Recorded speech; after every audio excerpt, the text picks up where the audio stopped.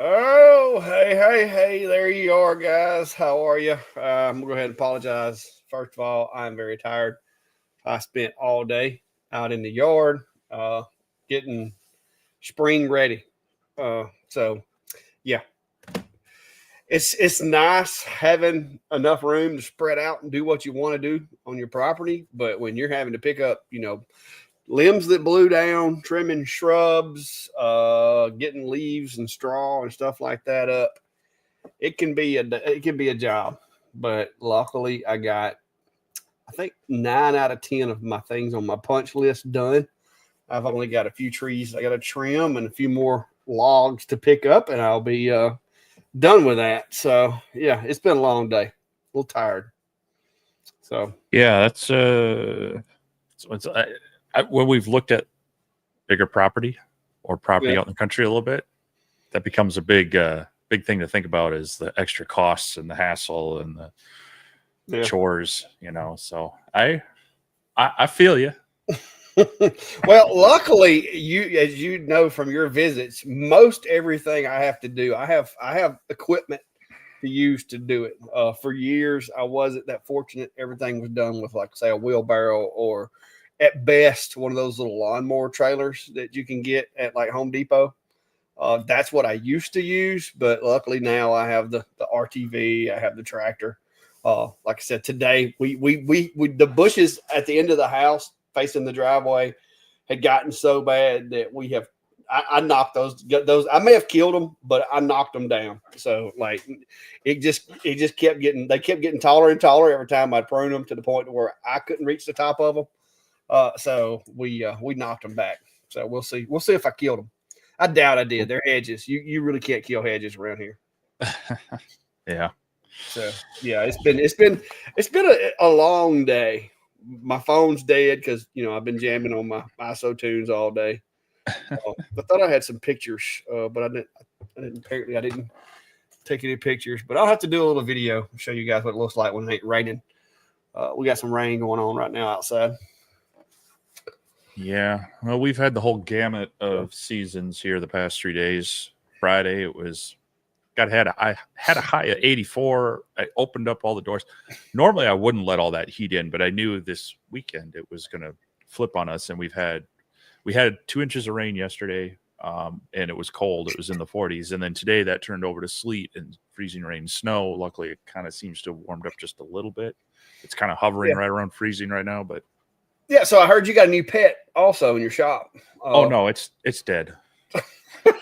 Yeah, no, all the bugs came out too. So I had a fly buzzing around here all day while I was trying to work on the CNC and the laser and such. Finally, and I so where is it? I'm sure it was an industrial accident. Well, oh, it's over there.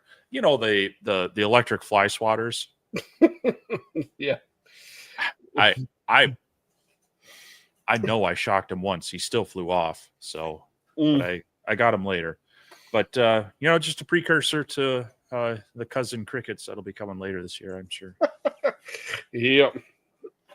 Well, I got me some company tonight. As you can see, well, You have a sign. well, he's right here. He's hard to see when he wants to hide. There he goes. There you go. Say hey. Say hey to everybody. He decided he wanted to come in and get some cat food, so he's been eating cat food. Yeah. So that's what we're up to tonight. And now he's like, okay, I am done eating cat food. Time to go outside. Somebody's got to let me out because I can't fit through this little hole right here. He tries to go through the cat door. I don't get it. You want out? Cats do it. Yeah, he sees the cats do it all the time, but he's not quite as versatile as Fluffy and him. So, but yeah, it's been quite the day. I haven't really even been in the shop all day. I got in here, I think, at about 20 minutes till 7. Because I had to go get a shower because I had like dust and dirt and pine straw and little grass clippings in my hair, and then I had to eat some supper, and I ate way more than I should have. So then I had to sit a spell, let my food settle. So here I am. All I got right. a haircut. I almost took the clippers to it and buzz cut it, but I'm gonna try tomorrow to get a haircut, guys. So I'll quit looking like I'm a Just 90s eject. get you a Flowbee. Yeah. I've got clippers. I usually buzz cut it in the summertime, but the older I get, the buzz cut just doesn't. I just don't do it any justice. It was much better back years ago when my head wasn't so misshapen and scarred up. Yeah. So, who all's here? How's everybody doing? What we got going on? I know you've been playing with the craft. You've been playing with the same thing I have, the Masuder 3S over there. I saw you've been having some fun with some trays too, and I got to find a new product to make when I'm testing CNCs. But this is just the go-to, guys. I mean, I don't need any more of these. I got plenty. But yeah, let me go grab my stuff.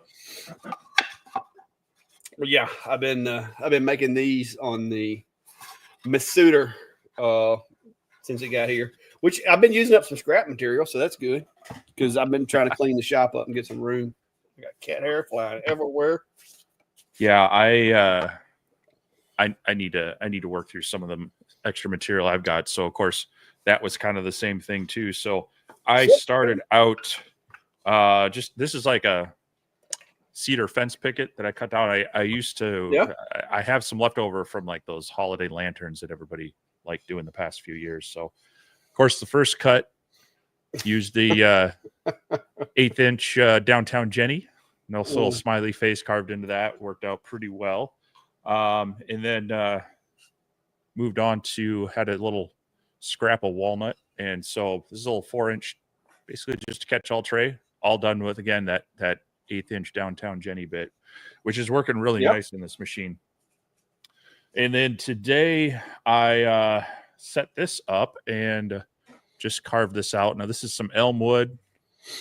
It's a nice eagle's head. Is that one of the stock files that's in Vectric? Well, yeah, it's from Vectric. When you get the software, you get to pick. Usually they include your choice of like one of their clip art packs, and so I had chose like some animal ones or something, and so this was the roughing pass was done with the downtown Jenny. I didn't want to quite swap out for the 1/4 inch collet yet. I'm trying to do all my testing with 1/8 inch, which is what it comes with on that 500 watt spindle. So I have some just generic. I don't remember where and when I bought them, but they're a 2-flute 1/8 inch ball nose bit from HQ Master.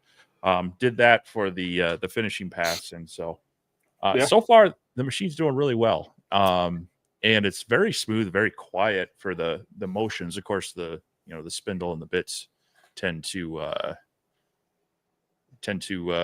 make the noise once they interact with material. But yeah, pretty happy about that. Running the 1/8 inch bits. I haven't really tried any 1/4 inch in it yet, but I'm getting really good speeds out of the 1/8 inch. So it's not.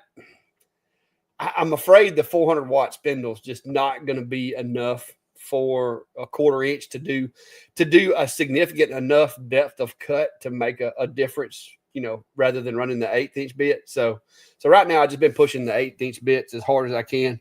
Now I will tell you, if you try to push them too hard, even though it's running on belts, it will snap a 1/2 inch, 1/8 inch end mill relatively easy if you have good material holding. Because I went from doing the MDF to doing the oak, and I didn't shave enough off of my travel speed on my, and I didn't quite raise it up enough on my depth of cut. And man, that thing, it done good until it ramped all the way into full depth. And when it hit full depth, it just snapped. And I was like, okay, that was quick. So I had basically it made it about that far because I had it ramped at about a 1/3 ratio to try to get it to ramp in. Okay. And as soon as it ramped to that, I think it was 1.5 millimeters in that oak at like 70 inches per minute, it just snapped it. I was like, okay. Yeah.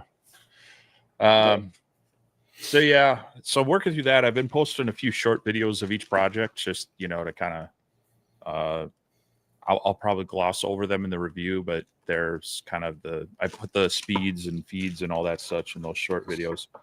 Of course, one of the things I don't care about most of these benchtop CNCs are the clamps that come with them. So they have these super hard metal things and these really tall, adjustable screw things. So of course, our favorite, I've 3D printed these a while ago. The nice thing is that they're sized for 1/4 inch or 6 mil. And this board comes with 6 mil, recessed fasteners or whatever those are in there. And, after driving around town a little bit to find the right button head ones, because no one seems to have those around. Those have been working very well. Hold the material in here. So yeah. So more to come on that. I gotta run a few more tests. I want to do a bit of an accuracy test with it. We'll have it cut out a few shapes, make sure they fit together and such like that. But yeah, kind of a nice step up from. I don't know that I'd put this in the same class as the 4040 Pro Max. I mean, it is a couple $100 more. It doesn't come with the trim router, but it has the closed loop steppers on it. Yeah, I think it's a bump above as far as the running gear. Now, the 400-watt spindle could use an upgrade, but yeah. But it does come with the mount for a 65 millimeter. So, if you wanted to, but yeah, the difference by the time you add that to it, you're talking about a $350 difference between the two. So it's really substantial, but it is a step up from that. So we'll get through kind of our initial tests with it, see what all we find it can do. And then maybe from there I've kind of decided that I think this one is going to be more in the mid range. Once you get above this one, in my opinion, you're in Shipoko, Onefinity, CNC Labs type levels as far as this line of machines, and the ones a little bit. They actually have some that are a little stronger built than this guy, but I think you're getting, like I said, you're starting to get up into the territory of the other machines. But I do like this machine so far as people are always asking, hey, I'm thinking about getting into it. I don't want to spend a whole lot. I think for $1,000, this gets you a really good start with a usable machine that has lots of options and lots of directions to upgrade. So that's the one thing that I've been looking at with this one, as opposed to some of the other ones, is they do have a little more variety, in my opinion, of upgrade possibilities and directions that you can go with it. So yeah, it's been impressing me. I was a little, because I never had a CNC that was belt driven really, because I'd had the 4040 and the 3030s. And so I was a little nervous about the belts, but after seeing, like I said, how easy it snaps 1/8 bits without even grunting or losing a step, it's like, okay, it's pretty stout. I mean, even with the belts, that was because it didn't even lose a step. Like, it held 0 and everything. I just had to replace the bit, relaunch the job, and it went right back like it was. So yeah, it's just it's a maintenance issue that you need to be aware of. If those belts will over time stretch, and they'll need to be addressed. Whereas if you keep them oiled and clean, the ball screws on other CNC routers tend to require. I mean, it's a different kind of maintenance, I guess. But yeah. So yeah, though I've been kind of boxed in here. I've got the Craft on this bench real close to me here, and then I've got the Suter 3S over here. Been just kind of trying to work on both a little bit while also working with this company on my heater. It turns out I apparently have a motor that's going bad, and they're going to warranty it. So cool. But I just don't know how long it's going to. It'll probably be here, and spring will be in full force. But anyway, so I got the electric heaters going. It took a little while, but it's warmed up to a toasty 64. Five King says his countdown is down to 5. Unfortunately, it's going to be a little longer than that for me. Yeah, I'm surprised that you're still using a heater up there. That's what you just texted me earlier talking about it was snowing up there. I was like, I was sweating today. Like, I was out there. which because you know, especially with all these storms we've had coming through here, and you've seen all the pine trees around my house, like pine straw was everywhere. So the first thing that you have to do, of course, is go around and get all the big sticks up because you don't want to tear up the belts and the lawnmower and stuff like that. Then you got to cut everything. But in the process of cutting everything, you're kind of windrowing all of this pine straw. And then once I get through with that, I got to get my RTV with luckily I have one of those lawn sweepers that like you just run over the pine straw and it sweeps it up into a hopper, and I take it up to the chicken pen and dump it out and throw it in there with the chickens, and they pick through it, eat what they want to eat, and then the rest of it they just compost it for me. But that's what I spent most of the day doing. And of course it was raining on and off, so I was wet one minute, dry the next, wet, dry. But managed to get, like I said, most of it done. Mark's asking, I'm trying to go through these comments. Mark's asking, is it better than the 4040 Pro Max?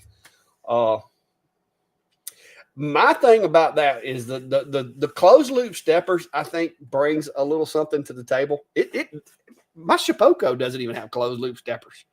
So, you know, that's pretty impressive that it has that. I think the older M150s doesn't even have closed loops, do they? No, the new Elite does. Yeah, you got to get the new Elite to get that. So I think that brings something. Now the Pro Max is a strong machine. It does have ball screws, which, like you said, I mean, it's 6 of one, half a dozen of the other as far as being able to do CNC work with it. It's quieter than the 4040 a little bit, but I don't think either machine is not a bad machine. I need to go back and try running the 4040 with CNC Labs' new G Sender, because I've been playing with their G Sender and I'm liking it. I'm gonna be honest with you. I used to run Candle. I've used UGS.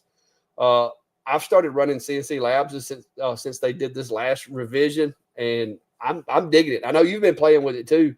And I had actually had one job to where the dust shoe came loose, that Genmitsu dust shoe that I had retrofitted to the machine. It came loose and got, you know, kind of discombobulated. So I had to stop the job, raise the bit up to get the dust shoe out from around it and everything. And I'm like, man, now I got to start all over.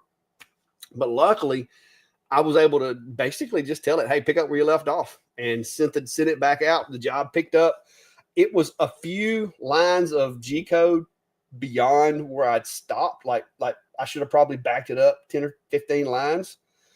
But the cool thing was it was a rough and pass on one of my trays. And so it just did those couple little spots. It did twice the depth of cut that it would have done, but it managed to push through it pretty easy, and it worked out. So I'm really liking the G Sender that they built. I'm enjoying it. What do you think about it so far? Well, yeah. I mean, I got this machine built. Well, it arrived Wednesday, I think, and I got it built Friday. So I'm just, you know, a couple days and a few hours into this. You know, the 4040 Pro Max has linear rod and bearings and linear rails, so it's very stout in that, where this has more of those steel rods and steel wheels, so you still have like an eccentric nut that you can adjust, things like that. So they're built a little bit different. Both are very sturdy. This does have better dust shrouds to kind of keep the belts and those rails cleaner. The Z-axis on the Masuda is a little bit bulkier. Look at it, because I've got mine side by side, and if you look at them, the Z-axis on the Masuda is actually bulkier than the one on the 4040 Pro, but they're built basically the same. I mean, bulk is good for rigidity, but you also have to then move it around. So, there's some differences between the two. The closed loop steppers are really nice on it. Of course, you don't get the included, 700 watt trim router with it. You've got to buy your own if you want. Neither of them come with a dust shoe. You got to buy those separate. There are ways that it's nicer. Like I say, I think it's maybe a slight step up, but you also pay for that. The other thing I like about it is the expandability. For this one, you extend it wider. the 4040 Pro Max, you can extend it deeper. And so for your layout and workability with that, you're probably going to enjoy a wider format better than a deeper one. So there's just some slight differences. I don't really want to say one is better than the other with literally a couple of part days working on it. I'm very happy with this one, but I've also been very happy with the 4040 Pro Max. And so, yeah, I think, I did get the extension kit with mine. So I'm going to be playing with it in the stock setup first, but I do plan on making it wider and working on some larger projects with it. So the 4040 Pro Max is still going to stay in my shop. It's going to be kind of the benchtop one that I can work with people on and show, you don't necessarily need a $10,000+ Avid CNC to be able to do some cool work in your shop. But yeah, so far I'm very happy with it. Like you say, I'm using that other G sender as well, and that's been nice. So more to come. Like I say, I'm trying to post more of my stuff on some shorts just to kind of get some stuff out there right now, because I know I'm going to want to, go through, try to go through it, really understand it before I form too much of an opinion. But right now I'm liking it. Yeah, like I said, I'm not throwing rocks at the Saints Mart by no means. I still think that's a good machine. But like you said, if you're looking to expand it, I do like the way that they do the wider expanse versus the deeper. I think that would be pretty cool, because their expanding kit will widen it to like 800, as opposed to, I think the Genmitsu's is only a 600 if I'm not mistaken, but it does 600 deep. So there are some differences, but I think anybody that's new to it, I think you just got to decide, what do you plan on doing with the machine? What do you expect it to do? And then make your decision there if that's something you're wanting to get into. But yeah, I think and you can double check, but I'm pretty sure that Genmitsu, the 4040, I'm thinking that thing is only the 600 as far as extension. So like I said, there's some difference. Yep. But I like both of them, and I think if somebody was going to get either machine, I don't think it would be a bad deal. But the Fox Alien is a bit more expensive. Yeah. Brian, you must have noticed my assembly table. Yeah, it's inspired by Ron Paulk's design. So, yep, I guess you can call me a fan. There was another one. Oh, Robbie is asking, what do you guys think about the new Bamboo H2D? I don't agree with the combo laser, he says. I think I'm in the same boat as that. I think let lasers do laser stuff. I like Bamboo because it does a really good job at 3D printing, and I know enough about lasers as far as the dust and the vapors and the mess that comes along with lasers. I don't want to have to ventilate my 3D printer. I mean, that's just one more hose I got to have. You know what I mean? And not to mention, if you don't properly ventilate it, now bed adhesion, filament's going to get nasty. To me, I think that was a misstep on their part. I know a lot of these companies are trying to get into, one machine that does everything, but I think sometimes you just got to say, you know what, that's not something our machine needs to do, and just move on from there. I have no intentions on buying a Bamboo Labs laser 3D printer. I'll buy the 3D printers, but I don't want it to be a laser. So, yeah, I mean, I've made this known before. I'm not a fan of too many of the combo machines. There are certain things that you can mix and match to some degree, but it always feels like you're giving up something. And the big concern that I would have, and other people have mentioned, is, once you start using that thing as a laser, we all know what the inside of our enclosures and our laser modules and everything looks like. Even though you're swapping out beds, that vapor and debris is going to get into the internals of that machine. And I wouldn't want to try to be dealing with adhesion issues and other things with laser vapor requiring extra cleanup in there. The dual head design is really interesting. I mean, the fact that you can stack AMS upon AMS. I think they were saying 24 colors per head. I don't know what that would look like, how you would house that. I mean, It would look like a mushroom. yeah, I mean, very, very interesting idea there. But I think, it also adds some complexity, and you lose, I mean, the bed, you lose 25 millimeters on each side, depending on which head you're using. So, I don't know. I like seeing new advancements, but multi-function machines for me are, I just feel like you're asking for more trouble than it's worth trying to find two machines. I mean, I get it. Some people don't have the space, but I mean, when you're talking the cost of that 3D printer combo, you can buy a pretty darn good 3D printer and a pretty darn good diode laser separately. So Yeah. about the only thing would be is if you absolutely don't have space, that would, I guess that's the deciding factor. And for those people, yes, maybe this works. But man, if there's any way to do it without combining, it just seems to work much better. So Yep. That's my thought on it. Yeah, like I said, I agree. Me and you are kind of along the same lines. That's kind of like, putting lasers on my CNC. I'm not a fan of that because, now if I only had one machine and it was enclosed and that kind of thing, okay. But that's, to me, that's, like I said, I like to be able to run my lasers and my CNC all at the same time. And if I got one machine that's doing everything, I'm back to the drawing board. Not to mention, I would be afraid to get too much of any kind of heat or fire anywhere near that little corner of the shop over there because, CNCs do generate dust, and there's dust over there that no matter how much of a stickler I am about cleaning and vacuuming when I get through doing a job, it still gets dusty. So, yep. There's Ryan. How are you, sir? The man, the myth, and the legend. Yeah. And Valley Ford's still globetrotting it. He's in Vietnam now. He's in the future. Yeah, I think he said he's going to be gone for like 4 months. I mean, okay, hey, I couldn't do it.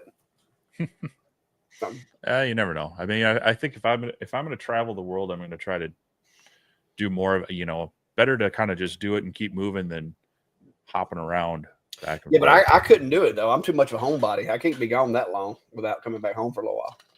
You'd be surprised. I don't think I could do it away from my family, but if like Carla and I were to go somewhere and the boys were adults, I could probably do it. So you could probably push through it, huh?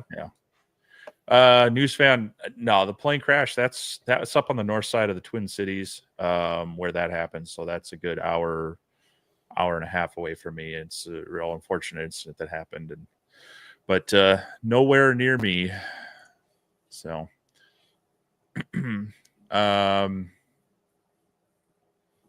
there's Cody. I'm glad to see Cody's healthy. Steve hadn't paid him any visits lately. You do something once. Aldrich Customs says that I started with the Fox Alien Masuder Basic, the first model. Says he upgraded to 300-watt spindle. The belts lasted about 2 years and replaced them. It takes less than 30 minutes. So yeah, like I said, I've never had one with belts, so I was a little nervous.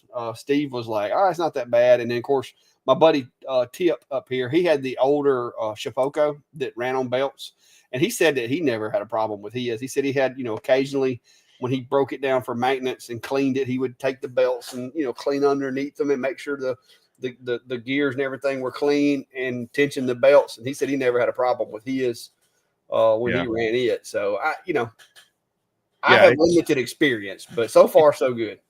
And a lot of it too depends on, much like the better you pull the smoke and vapors out of your enclosure, the cleaner your laser stays. Well, get a good dust boot, use it, keep that machine clean. That takes out a lot of the issues. When I had my old open builds machine, it had both the belts as well as the whatever those polyurethane wheels. Yeah. And both would wear down over time. And what would accelerate that is if you let the dust build up and didn't, clean it down and clean it out. So preventative maintenance goes a long way, but like you mentioned, it's not hard to replace the belts on most of these. They're fairly inexpensive. They're easily sourced from, I mean, they're very common nowadays with 3D printers, lasers, everything using them. So it's not difficult. It's just something to be mindful of. Eric, you just need to jump in there and learn it, man.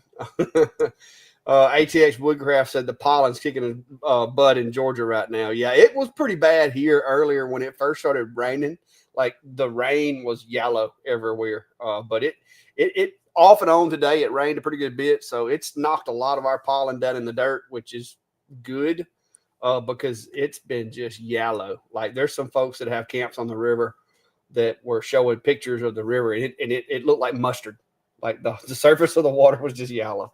It's been getting a little crazy. So this rain that we've got tonight, we're supposed to have some thunderstorms coming through in the morning.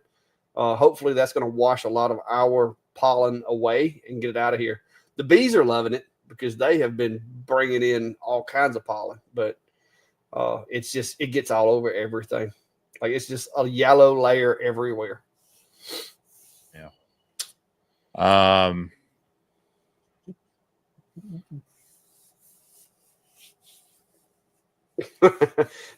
Jeffrey says, thanks for the great tip on designing and light burning importing into XCS made using the new F1 quicker. Yeah, if you're comfortable in light burn and you don't know your way around XCS, to me that's a no-brainer. It's the way to go. XCS is capable of doing most of the stuff, but if you're like me and I just really don't want to take the time to learn it, I export and bring it in and go with it. I do a lot of that. I mean, I design a lot of my CNC files in light burn and bring them in that way just because it's something that I've got so used to that it's quicker just for the sake of time. Yeah. It's kind of why I still do a lot of design in SketchUp. Yeah. My brain's been using that for so many years. It's like, I'll just have to, one of these days I'll have to pick a software and just pick a project and force myself to work with it. But, yes, especially when you know you can do it in 10 minutes in one software. It's just hard to sit there and take 30 minutes to do it in another. Yeah, old habits die hard. So, but Mark's mentioning and asking, has anyone seen the leak of Xtool making a multi-print head 3D printer? It is actually a tool changer style. I've seen the leaks of this, like they're maybe partnering with Snapmaker. I have mixed feelings about that. Some of the Snapmaker stuff. I mean, there again, they tried to make this enclosed, like multi, it can do everything, and it usually does everything okay-ish. But you kind of tend to struggle. I don't know. Maybe with Xtool combining with them, they'll make something better. I wouldn't put it past them. I know Xtool's wanting to get into multi-mediums, as we've been seeing with the apparel printer and then the laser welder CNC cutter. They're branching out into these things. Everyone seems to be more expensive though. Yeah. So I'm hoping they're not abandoning their hobbyist roots with some of the stuff and focusing too much on your small business, medium business, or whatever specialty business kind of things. But I guess we'll see. I mean, so far it's been kind of leaks that people have been talking about, a couple pictures.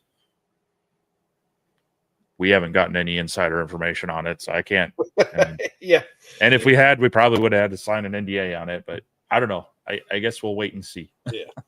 Well, and then it's just like the that new metal cutting thing or whatever. It seems pretty neat, but the price tag on that, I think, is going to be very limiting for most of our audience because I don't know about you guys, but I don't have like an extra $12,000-$13,000 laying around that I can spend on something that may or may not be a moneymaker for me. I got a friend of mine that has a plasma cutter CNC that he makes things with, and he has a welding shop, which is kind of in his natural flow to have a plasma CNC, and the CNC and a welding shop. All that kind of goes together because if you want like a custom rocket stove or like some custom metal artwork put into your gate or whatever, it kind of fits for him. For me, now I've got to go look at getting metals. I've got to have a place to store metal stuff to use with this machine. I've got to have a place that I can do welding and stuff like that and not burn the place down. It just creates some logistical issues for me outside the fact that it's $12,000 and I don't have a market for it. So, you know, it's a cool thing. I like it. It's cool. It's a toy.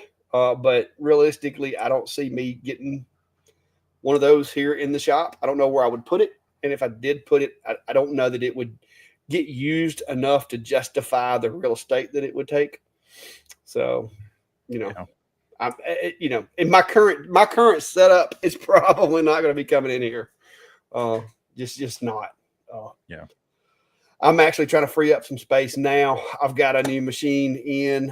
Some of y'all may have saw it. I think I may have did a video, and so far it is driving me bonkers. And it is that guy right there, which is the Monport Mega. Mechanically, I like the way they built it. Mechanically, like listen, mechanically. Getting it to work with Lightburn, it's kind of like they've kind of chased other companies in let's make our own software and let's put all these cool features in this thing that nobody really cares about. But in the process, we're going to fix it where it don't work with Lightburn. That's where we're at with that. It works. I've got it to work with their software, but it doesn't work with Lightburn. So it's on borrowed time where it's sitting. I'm waiting to hear back from Monport because I need macros to be able to make stuff work. I can manually figure the focus and set a Z offset and put it on the layer, and I can make it do really, really good, really, really fast engraving in Lightburn. But it's a slow process because I'm having to measure the material, take the max Z travel, subtract the thickness of the material, subtract the offset for the focus, and then I'm having to put that into the layer manually instead of just hitting a macro and having it focus. So that's not something that I'm real thrilled about. So we're waiting to hear back from Monport. I'm gonna give them probably another week, and if they don't get back with me, I've got cutting boards I've got to do, so that thing's got to get out of the way. I'll be putting the OMTech or the P2 back up there. But yeah, so I've been working on that, and it's been driving me crazy. And Steve can vouch for how frustrating it is when you get a machine and like this one, the manual was like nothing. And so then they're like, hey, you need to refer to the manual. And I'm like, oh, this thing? So then they send me the real manual, which actually had some information in it. But this has been one of the machines where Steve's like, I'm glad I didn't get that. Yeah, they had originally asked me about that one back in the fall, and I said, well, it sounds interesting. But then they're like, well, it's not out yet. And then that's when they asked me, like, hey, would you be interested in this Reno series? And I was like, sure. I wish I got the Reno. Well, I wish I would have gotten so unfortunately they sent me the 45, and then as I'm working on that one, they come out with the 65. I really wish I could have gotten the 65 because with the headaches you're having with that one, I like the 45. I think the extra working area, the 65 would be the sweet spot because I have been looking at it this week because there's a bunch of talk on this show last week about, you know, CO2 with the Rotary, the Reno Pro, and I'm assuming maybe the regular Reno also has a port in the upper right of the cabinet to plug in a Rotary. I asked Monport, you know, what's your recommended Rotary for this? And it was just kind of the dual roller style. And I was like, I would love to see a Chuck style, but concerned about space. So I need to do a little digging. Now, the nice thing is the base, if you take the crumb tray out, the bottom is fairly wide open. So height-wise, you know, you could put it on some blocks or something, you know, to get more space. But I'll have to see how much actual working area there is. Because if you put the Chuck style in there, you're losing a certain amount of width for the actual Chuck and the stepper and such. So, yeah, that just goes to show you sometimes it's a little hit or miss within a company. They can have a decent machine and then come out with something that just it seems like the Mega has been rushed. I mean, if you look at the Facebook, it's a little, in my opinion, it's a little half baked. Like it mechanically, like I said, mechanically, the way the machine is built, the way that it moves, this thing is freaking fast. But their software, it doesn't have any over travel in their software. Like it stops. It comes to an abrupt stop near the edge of the engrave. But in Lightburn, this thing, I've been doing engraving at 900 millimeters a second and getting some pretty good results. But I'm having to do everything by using Z offsets as far as the focus and everything goes. So that's kind of been a big downer. The camera's not working with Lightburn. The camera in their software is actually really accurate. I mean, they were trying to compete with the P2 with this machine. And as far as the work area, they've blown it out of the water. It's got a massive work area. Like this thing, the work area is almost twice as big as a P2. But so far, like I said, their software, I'm getting it to do okay. But their software is still a little buggy. But so far, like I said, the mechanics of the machine I like. I got a buddy of mine that's got a Monport, like a big cabinet style machine. He's never had any problems out of it as far as compatibility. But when you start trying to do curved materials and stuff like that, the software gets a little harder to implement with Lightburn. And I asked them when they asked about sending it to me if it was compatible with Lightburn, and they said yes. And they even sent me a device profile, which did nothing. but we'll see. I'm trying to be strong. I've worked with Monport on other machines. This has just turned out to be probably one of the least ready to go products that I've got from them. Like my fiber laser, no problem, worked great like it's supposed to. But yeah. So before we get too buried in comments, we'll jump to the next one. Tom's asking, would you buy the dual head bamboo printer or just stay with the single head? If it's your first machine, I would definitely stay with the single head. Anytime you add a second head to any machine, there's all sorts of calibration and testing issues that are going to give you extra headaches. Even with that, I mean, if you want multicolor, most of the AMS systems on bamboos or others work pretty well to switch between colors. You have a little bit of a waste and it drops the time a bit, or increases the time, I should say. So there's that. But unless you really have a need for a very fancy design or looking to use that to speed things up, maybe in production or something, I would keep it simpler to not have the headache of duals. Yeah. Well, that's my thoughts for what I use a 3D printer for.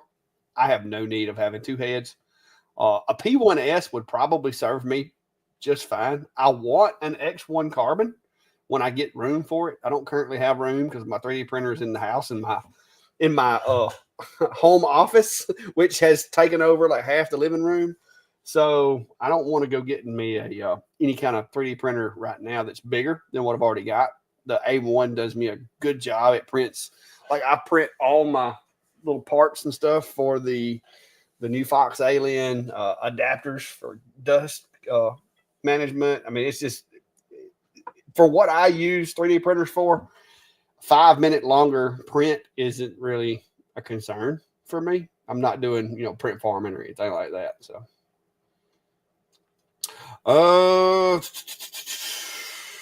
There's a question for you from Cornbread. Should be really quick. It says, what size springs in Culturazilla? I don't know exactly. They're about 3/4 of an inch around. What you had on hand? Well, no, I went to Tractor Supply and I just kind of grabbed them and pulled them until I found one that was stiff enough to do what I wanted to do. And they're very stiff. Matter of fact, I can't get them off. But the stronger the better, in my opinion.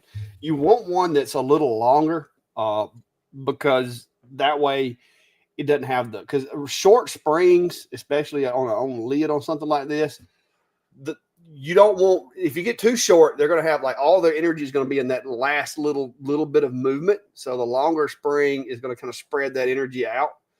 The way I've got mine on there, Of course, it holds the door shut or it holds the door open, but there's that force that you have to get it from, open to shut, shut to open to overcome that spring. So it's a balance. But I couldn't tell you. I was not thinking about taking pictures of it before I pulled the stickers off of them when I bought them. So I really don't know. Just get really good, strong ones, but you don't want them so strong that you break your lid in half trying to open them. That's all I can tell you.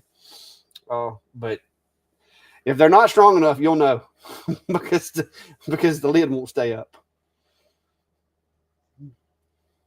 Ryan's saying that his Ranger CNC design is going to be running 10 millimeter wide belts, and I've run wide. quite a few CNCs without or with belts, so I don't have a problem with them. I just you just got to make sure that they're available to be replaced, and the other important thing is having a good mechanism for tightening them. As long as that's on there, that makes it a lot easier to keep things in check. So cool stuff, Kent. Looking forward to seeing more in that, Ryan. Yeah, it looks like it's going to be interesting. The whole build thing that he's doing. Jeremy Jordan's asking about some leaving charring on Romark on a P2. I haven't.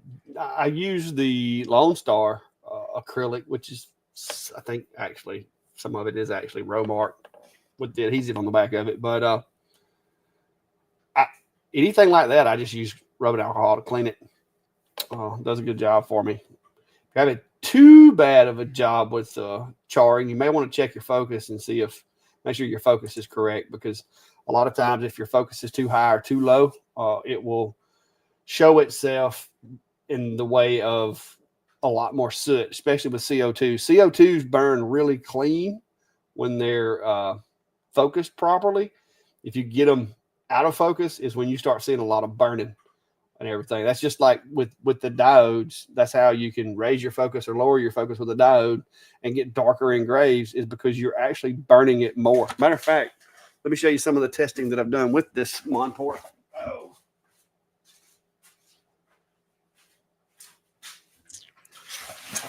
Playing around with modifying the Z offset, and you can see it looks a lot like a UV engrave, because it's literally, it just removed the material. This is basswood, and it just removed the material, but did not make it dark. So same material here. It's just it's not engraved. It's removing material, but it's not coloring it. But then you play around with the heat and the focus, and you can actually start getting some different results. And I don't know what was up with this piece of plywood. It had a string or something in it. but yeah, focus will cause an increase in soot because it's starting to burn more than just ablate the material. So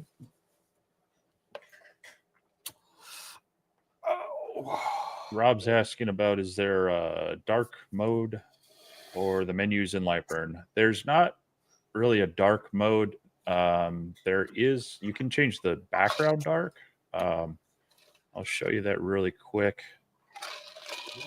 So if you jump into Lightburn and you come up to your edit and go to just the base settings option, come over to display, you have this use dark background. So that will change the center dark, but all your menus and everything are still the white. So not entirely what you're looking for, but some people may find this easier to design in and look at. But that would be a thing to go on their forums and drop in the feature request. Yeah, maybe have an inverted version to where you would have black background and white text. That'd be kind of cool. Yeah. Just have an invert display or whatever, invert interface type thing. Yep. Let's see. What else we got? Sounds like Rob is just got an Ohmtech CO2, still relearning after using WeCreate. Yeah, Lightburn has a lot of options, has a lot of tools and features in it. So it can be intimidating at first, but once you start kind of breaking down a few of the pieces that you need to use, it becomes easier, and you'll probably find you like it overall. So AXT said I almost put $500 down on the new plasma and then realized it was $4,000 off of $17,000, not $4,000 for the unit. yeah. Yeah, it's expensive. It's a big toy. Yeah, it's like Jack said, the Crossfire Pro is like $2,800. Yeah, it's like I said, that is going to be, and I've worked with X-Tool. Me and you both have, Steve, for a long time, and I like the company, but it's kind of interesting, some of their product selections that they're doing and some of the directions they're heading. Like I said, I'm like you. I hope they don't get too far to where they basically price themselves out of the market. That would be very unfortunate. So Travis is mentioning that G-Wike is coming out with their version of Metal Fab. Hopefully some competition will bring their prices down. Yeah, X-Tool is not the only ones that have a laser welder. There's been a number of places that have come out with that. Now, of course, they're incorporating it into a CNC device as well, which is kind of cool and unique. There are obviously some laser cutters of high power out there and such, but those laser welders so far that I've been seeing them, they're all, you might be able to find one around 4,000, but they're all around 5,000 on up just for the welder part that also can act as a cutter and things like that. So it's great to see more of them doing it. Hopefully that helps bring the price down overall. And it's like Clack said earlier, it's something that would be fun to play with, but metal's not, it's hard to find metal to just have scraps to learn and play with.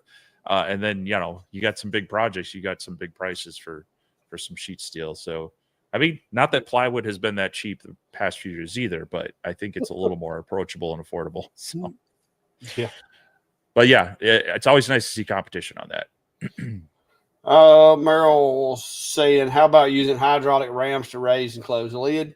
Thing about it is, with hydraulics, if you put the little shock absorbers, not only are they like $80 a piece, but if you put those little shock absorbers on the lid of this enclosure, now when you go to close it, you've got to hold it closed, and then you've got to latch it, or else the lid's going to pop back up. Using the springs with the little fulcrum type setup that I've got, the springs help hold the lid closed, and they also help hold the lid open. So they do both without having to have, latches. I don't have to have a latch on my enclosure to make sure the lid doesn't raise up. Of course, this lid's pretty heavy anyway. The springs more or less are just to assist with the lifting of the lid, kind of take some of the weight off of it, so it's not as heavy on you. Simple Simon's asking both of us, what do you think of the WeCreate system where it has the motorized Z-axis? Is it a worthwhile feature or more of a gimmick? I know at least Clackshack did a review. Yeah, we both had the original Vision 20 watt. I think the lifting option is, it could be nice because if you can move your material in relation to the laser and the camera, it makes it be more dialed in. It's going to be more, instead of changing the plane with height, getting closer and further from the camera, if that can just autofocus and the camera is always a set distance, it's going to be more accurate. That being said, I don't know that everything they put into that system really jives well. Starting off, I had some loose parts. I had to disassemble half the laser to reassemble it properly to even get it to lift and lower without some horrible noises. And then what really soured me is early on, their Lightburn integration was horrible. They've fixed that now. Their camera in Lightburn was an issue. They've fixed that now. But they still, from what I can tell, on their Vision Pro, it's stuck in unidirectional, so it only engraves in one direction and then it moves back. moves to the next line up and then engraves. Whereas bidirectional, you get engraving in both directions. That's one of the big thing that's going to slow that laser down. Their Wi-Fi card also was so that if you didn't have the most basic of wireless networks, it wouldn't connect to it. Their exhaust port, so the fan was super loud. It's a little 3-inch thing. It's just not big enough for that. But I mean, Atom Stack is bad about that as well. They've got 3-inch ports on a lot of theirs. It's one of the nice things you see on like the Rolly lasers. Nice big 4-inch fan. Yeah. You know, so there's just I think the intention of the design was nice. I just don't know that the actual application and the end result was what it was. The other thing being the fact that the module was really a pain to remove. So when you go to have to clean the cover lens, their recommendation was tip the laser on its side so that you can get in there and clean it. Well, even you, right, with your back problems, you wouldn't, but that's not exactly ideal. Yeah. So I think for certain people, it makes that laser less accessible. Even the lifting lid, that goes up so high, depending on what you have it on. Now you have to reach down into it. So I don't think it's for everybody. I'd like to see a better implementation of some of it. Their Vision Pro is out now. I don't know how many issues they have resolved or not. We'll see. But all that being said, I love seeing someone try to do something different.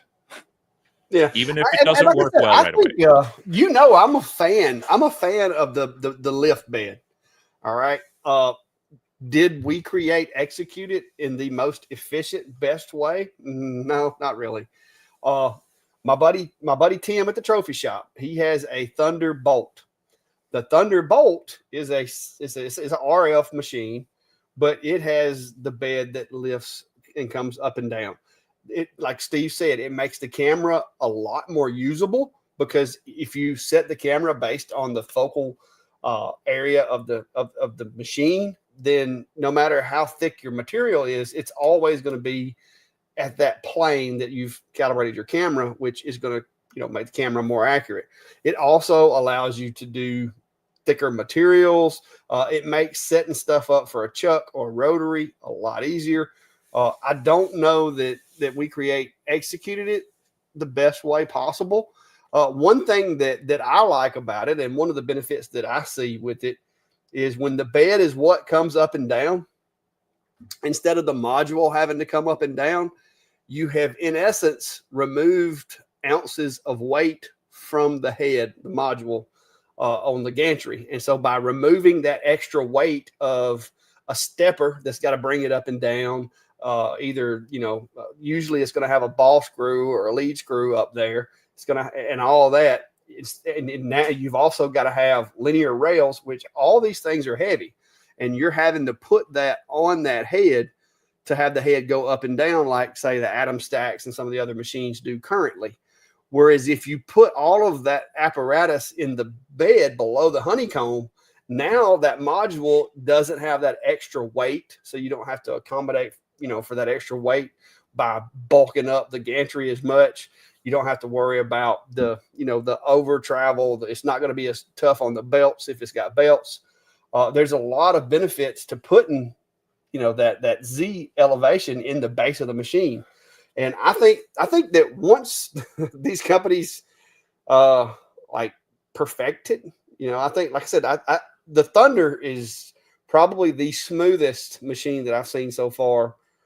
With the bed, the way that it moves, it does have a little touch probe on the gantry, on the module, but it's tiny. Like, it's just basically the material comes up, touches it, goes back down, and it focuses it. But it's tiny, so it allows for that machine to move really, really fast. Just like with this Monport, the module moves up and down, so you've got all that added weight for that mechanics to make it move up and down that you could have in the bottom of the machine and make the CO2 machine operate faster. So I think there's for whatever reason, somebody started doing it that way, and everybody just kind of followed suit. And I'm like Steve, I like seeing companies trying to, mix it up, try things differently.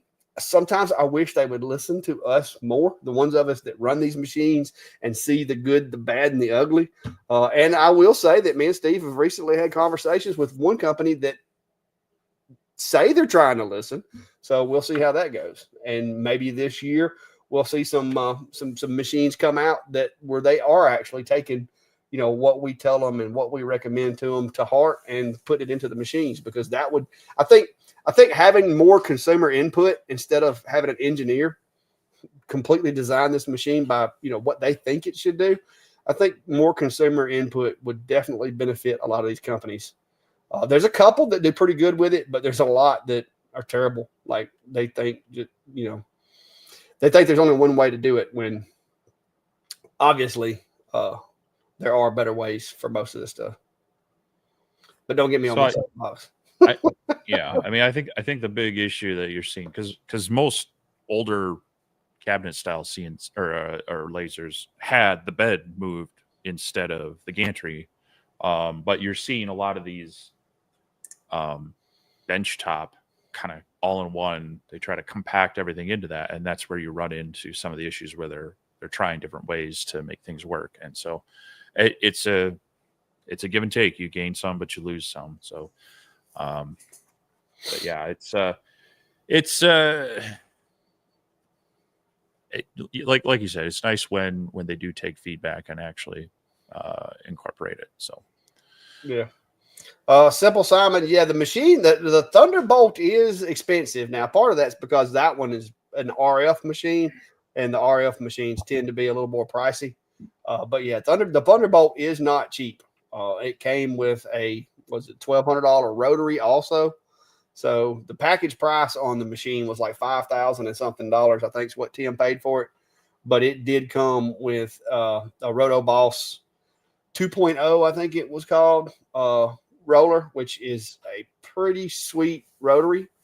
I wish I could get something like that for my CO2s. I have threatened to just get me something like that for tumblers, because that machine, I've used it to do tumblers and showed Tim and them how to use it, and it does a really good job with those tumblers, especially with that RF tube, because it is so fast. Like the speeds that thing runs is just crazy. ATX, they got some rough sketches on my website. They're not. I don't have them on Etsy. I don't sell them. I just let you have them. It's just rough sketches. If I sell them, people would want them to be a lot more exact than what they are. So if you want those, just go to my website, clackshack.com, and look up along the top edge, and it should say on there enclosure plans. You can just download those. But they're very rough drawings. Uh-oh. So here's one. Dean's having an issue with the Lasermatic MK2. Can't seem to use the left 5 millimeters of the bed. The head hits the limit switch. The cords are accurate. What am I missing? Most of them, the way they have that pegged in, when it goes to 0, it should be in the corner of the honeycomb. So I'm guessing what you're saying is that it's sitting 5 millimeters to the right of that. That shouldn't be possible if it's pinned in correctly. Make sure you've got your honeycomb rotated properly, because I think the honeycomb, there should be in the bottom left corner, you should see like a little bullseye crosshair in the bottom. I don't know that you could get it turned, but maybe you could. Yeah, I don't know. Mine's down in the other shop. I can't look at it right now, but I know if you flip it one way, it's got metric rulers, and the other way is imperial, but those should be in that lower left corner as well. That would be a way to check that. I guess, possibly visually inspecting it, making sure that limit switch looks to be in the right spot. Because if that's off, it's going to trigger early. My other question would be, does it go off the honeycomb? Like if you go does it go the extra 5 to the other side? Yeah. Does it go off the edge of it over there? That might help tell if it's. Yeah, if the whole work area is shifted, or if it's just that one side being restricted. Yeah. Old guy designs is saying on the Rolly, make sure the gantry isn't maybe out of line. Well, if it's touching the limit switch, I don't think it would, being a little bit out of square, I don't think would make it 5 millimeters touch the limit early.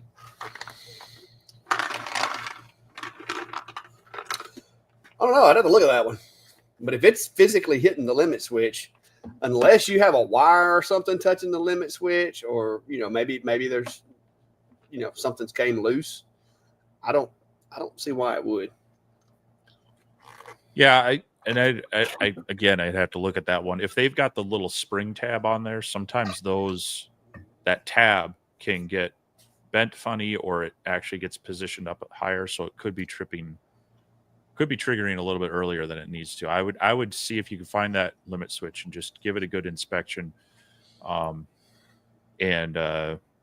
If it looks right or looks wrong, maybe take a picture of that, send it into Rolly Automation and support, and just say, hey, I'm having this issue. They're usually pretty good about getting back to you pretty quick to get issues like this taken care of. They'll even hop on like a Zoom video chat with you to even just get your machine set up, let alone troubleshoot problems. So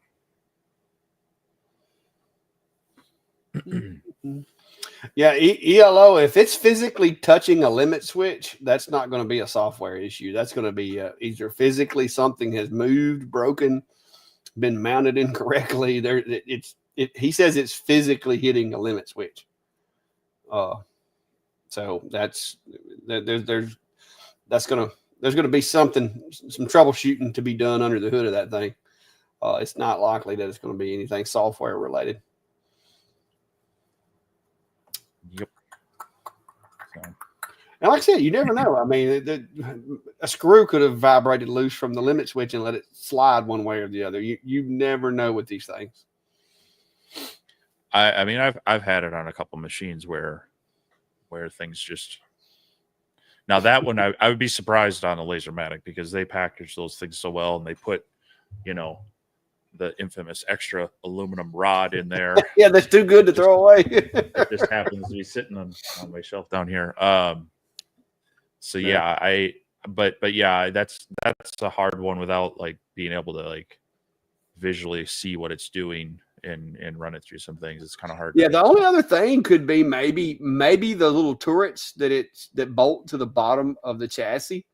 Maybe if some of the screws were loose in those and had fell out, maybe the turrets got turned, which allowed the honeycomb to slide from one side to the other. So I would make sure that the little turrets or pin stands or whatever you want to call them, the stands that are in the bottom of the machine, make sure those things are secured really good, because if those little towers twisted or turned, then that would allow it to move too. So it's got to be something either came loose or a wire hitting that limit switch or something. There's got to be an explanation.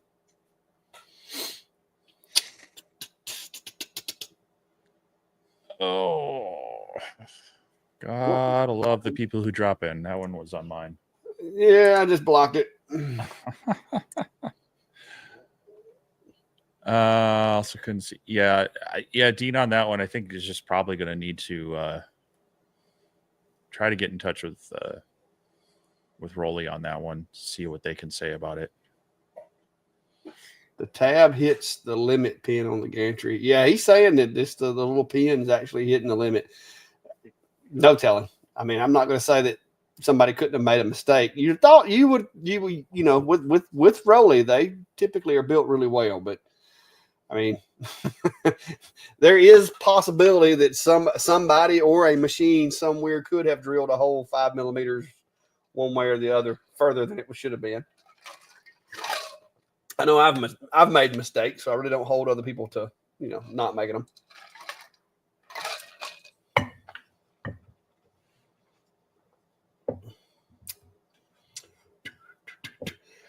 Dennis, typically with lasers that I deal with, that limit switch, if you hit that limit switch, regardless of whether it's homing or operating or what, if you hit that limit switch, it's gonna throw a limit. So it's going to interrupt the machine, because I've actually had wiring harnesses that would bump limit switches because they would, instead of training away from the machine, it would kind of kink up, and it would hit a limit switch and cause an issue. CNC is the same way. You gotta watch for that. Maybe some of the more expensive machines, but the ones that I've dealt with, if you touch that limit switch, because a lot of times I'll test the limit switches before I start really getting into a machine, just by moving it and then just bumping them, just to see.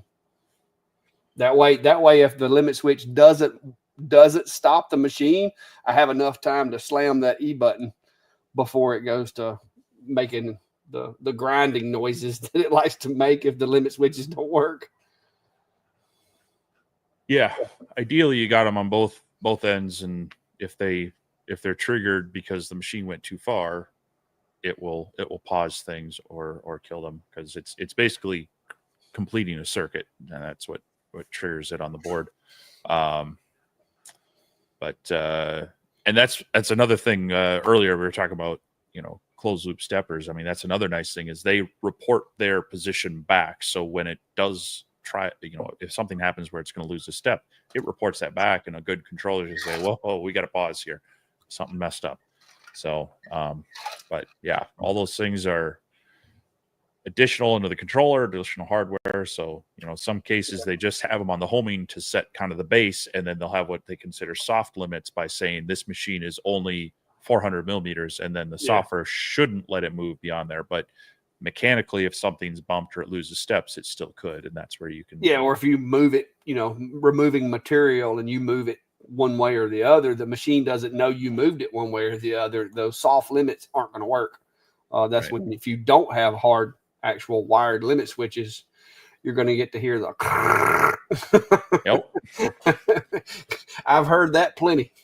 So, especially when you get one of those machines, and they don't quite set it, the controller's not quite configured the way it needs to be. I know me and you both have gotten them over the years to where the origin is not where the origin is supposed to be or something, and you hit the home button and it just goes off in the left field and just starts. Yeah. Or you have a camera stuck in the wrong spot and it goes back to home. Yeah.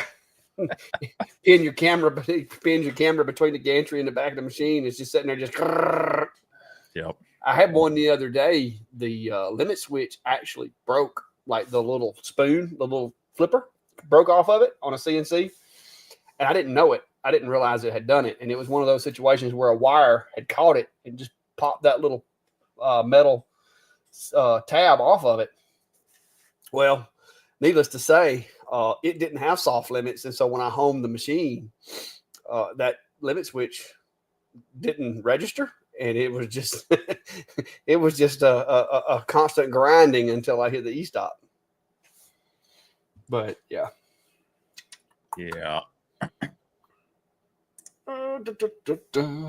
Travis at Dark Forest says, I have my first Real Craft Fair of the year coming up in a few weeks. I think watching you guys has me pretty prepared. I'll be starting very small just to get a feel for it. Travis, the one piece of advice I will give you is anybody that walks past your booth that you don't speak to them, make eye contact with them, say, hey, how are you, or whatever, is a customer that you will not get back. So that's the biggest thing that I see with people at events a lot of times is they're sitting there playing on their phone, not paying attention, and people are just slipping by. They're like, don't look at me, let me get by. So the more people you can speak to, be friendly with, look approachable, the better off you are.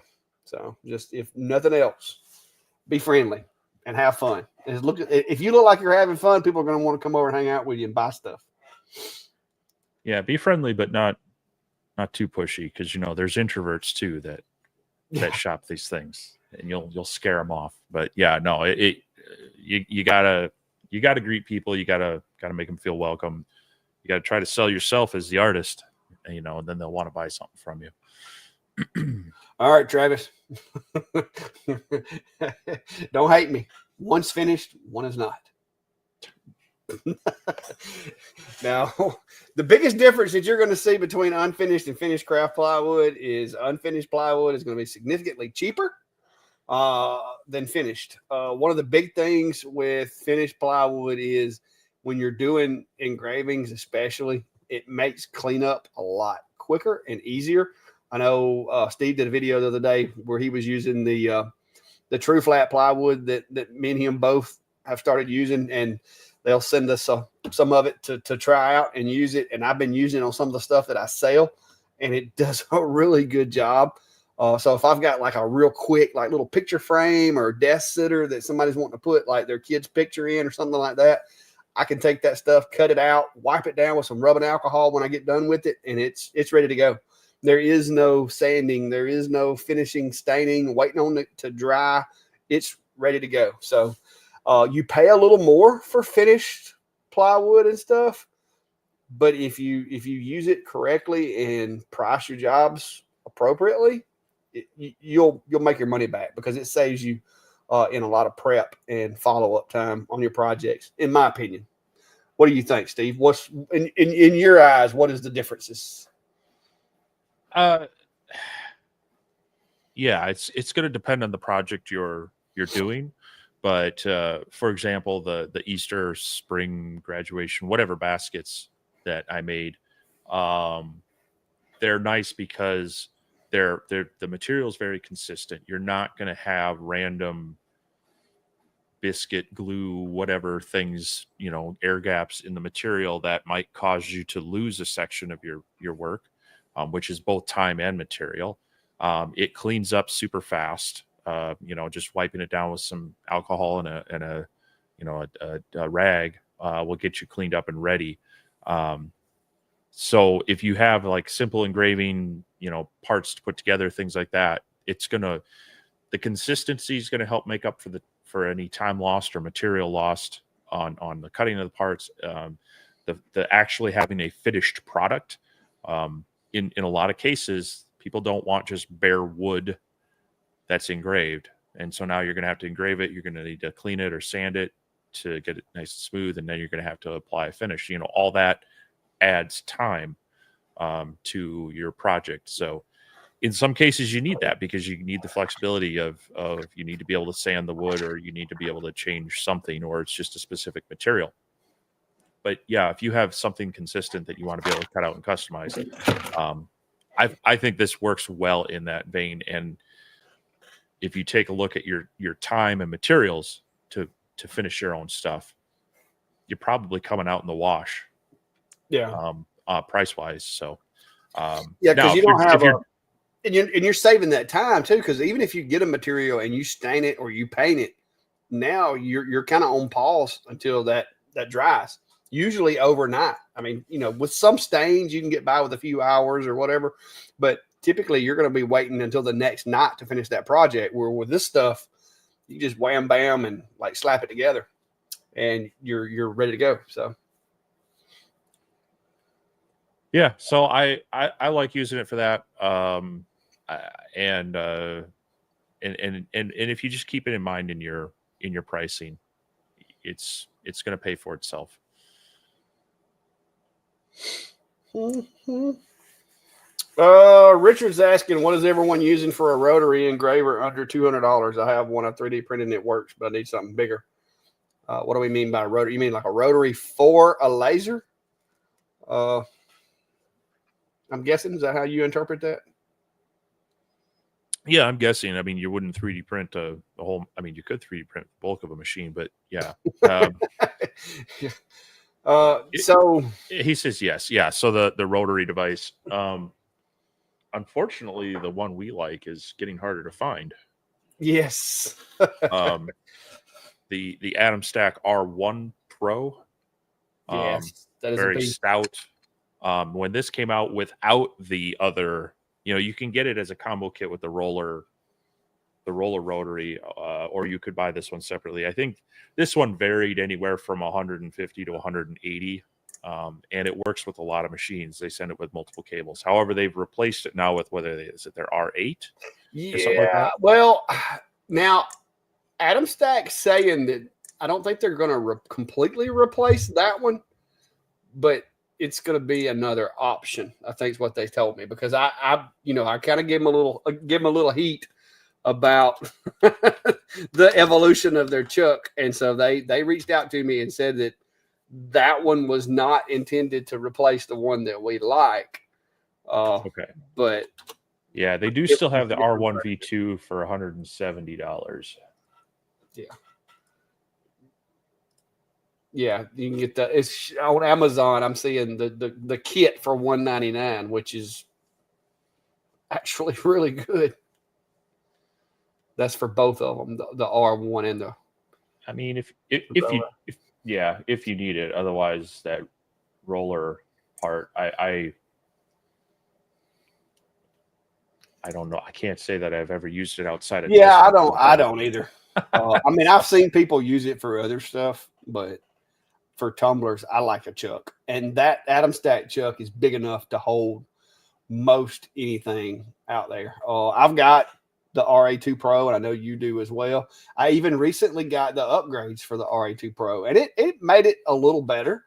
It gave it the ability to tilt and level tumblers better, and it's got like a little kickstand leg, and it did improve it, but in my opinion, it's still not as good as that Adam Stack. Adam Stack, they hit the jackpot with that machine, with that rotary, in my opinion. Yeah. I just dropped that one out there, the link right to Adam Stack for 170. That's just the chuck rotary. It's not the roller one as well. So if you want, I don't know if you can't see it, but I keep mine mounted inside my enclosure. You can see it over there on the far right side. You can see it, and it's got like a little holster that it slides down in over there. But that's where mine stays, inside the enclosure, so that it's always there. So all I got to do is drop that bed down right there and slap a tumbler on there and go with it, which I do like my S1 for tumblers. I do enjoy it. I'm looking at trying to get a CO2 to do my tumblers, but haven't had any luck. So any company out there that has a CO2 that would do a good job on tumblers, I'd be nice to be glad to have it. I think Steve's got that OhmTech that Steve got, I think is probably going to be a really good CO2 machine for tumblers, but I can't get him to do it yet. What you got there? Is that a brand new one you just pulled out of the box?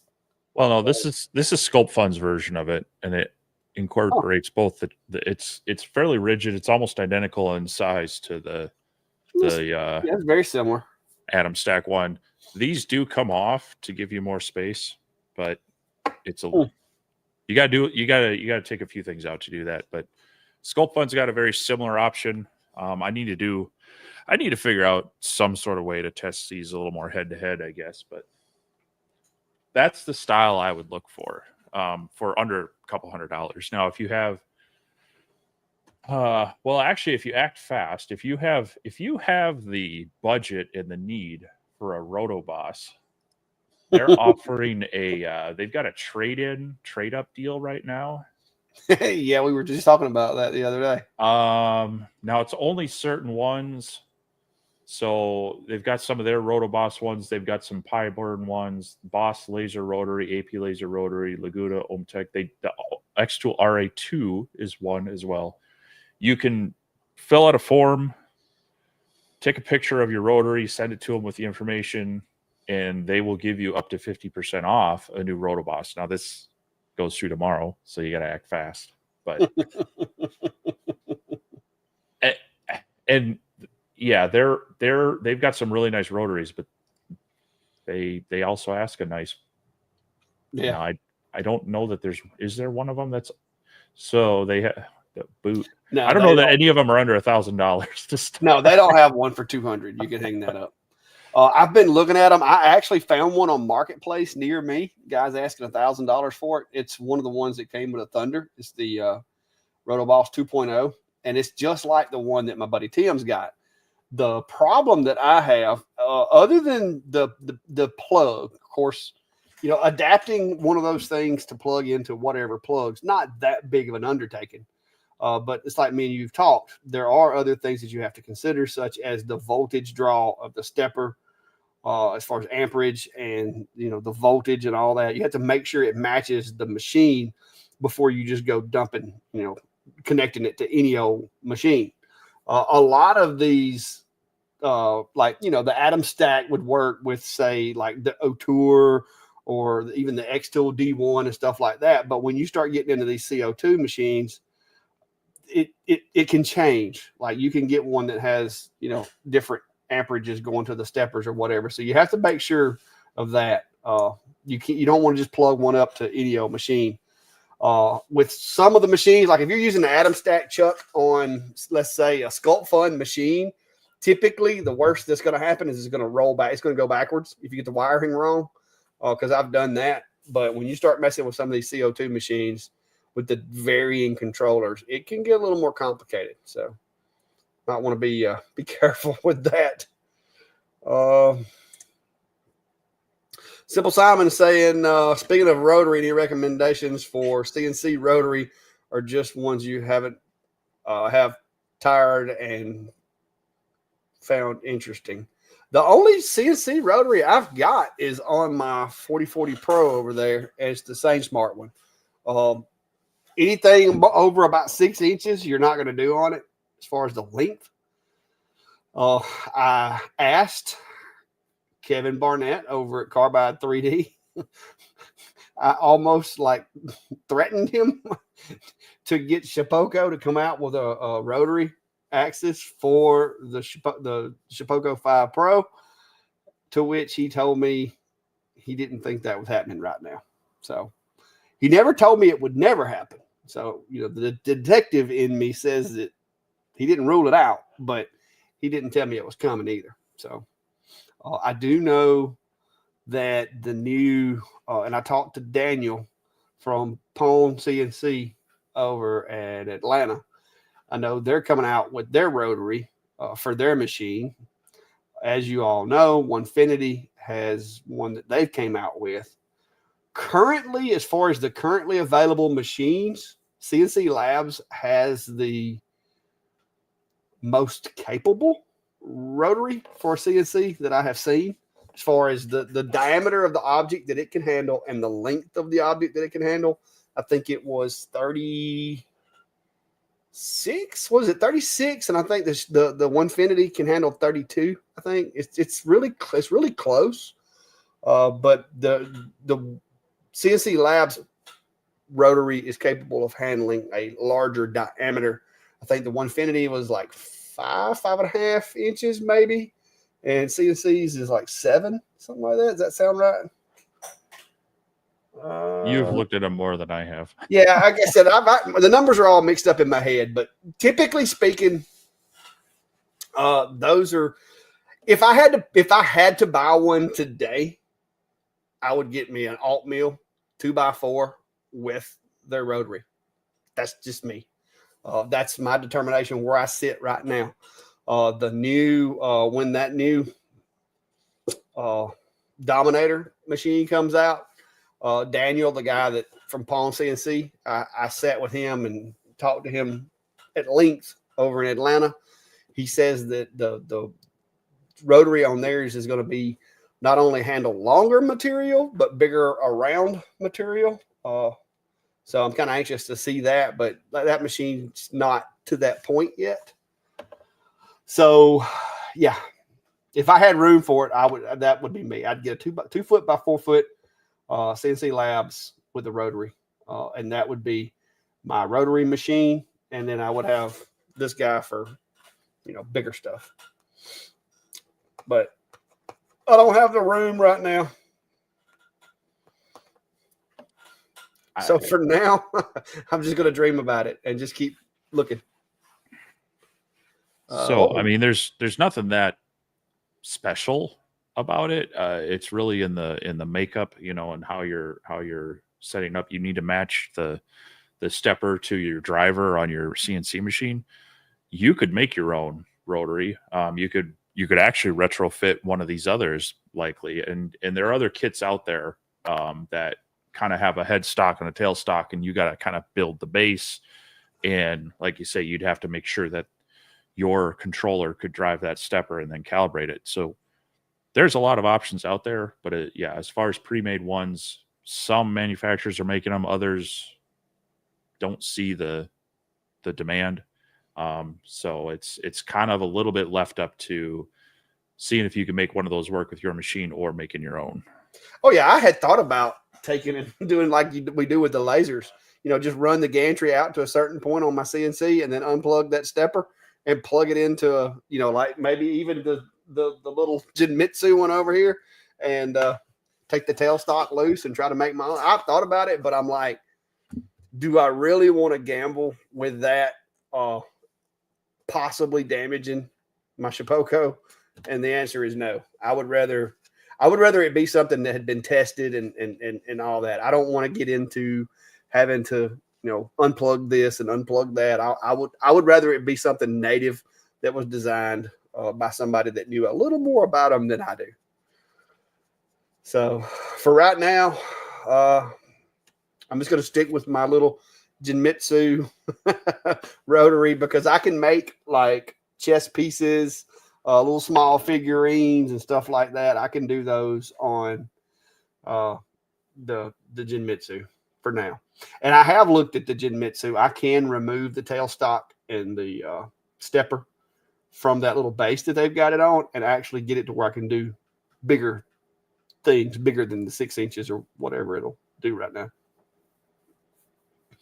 I just haven't got into doing that yet. I've been busy with other stuff. It kind of got pushed to the back.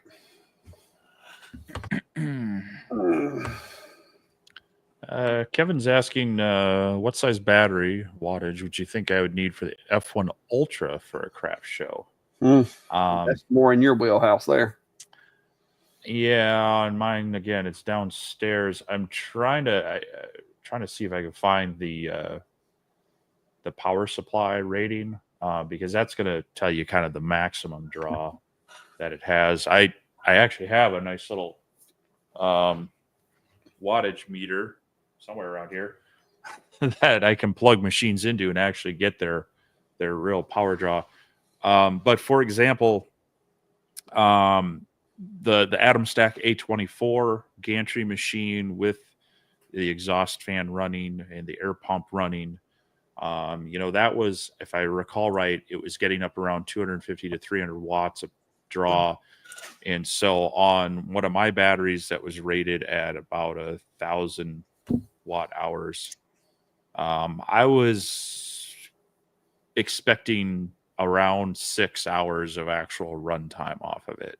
Now you got to remember that's going to vary depending on what's running, and when it's sitting at idle, it's not going to be using as much power. So, I have a like I said, about 1,000 amp hour or 1,000 watt hour battery that works pretty well for portable stuff, unless you're just constantly busy. Then it might not last you quite a full day. Well, it's going to matter too if you're using like any kind of smoke filter or anything like that. That's going to, anything that you run, laptop, all that stuff is going to be pulling away at it too. So,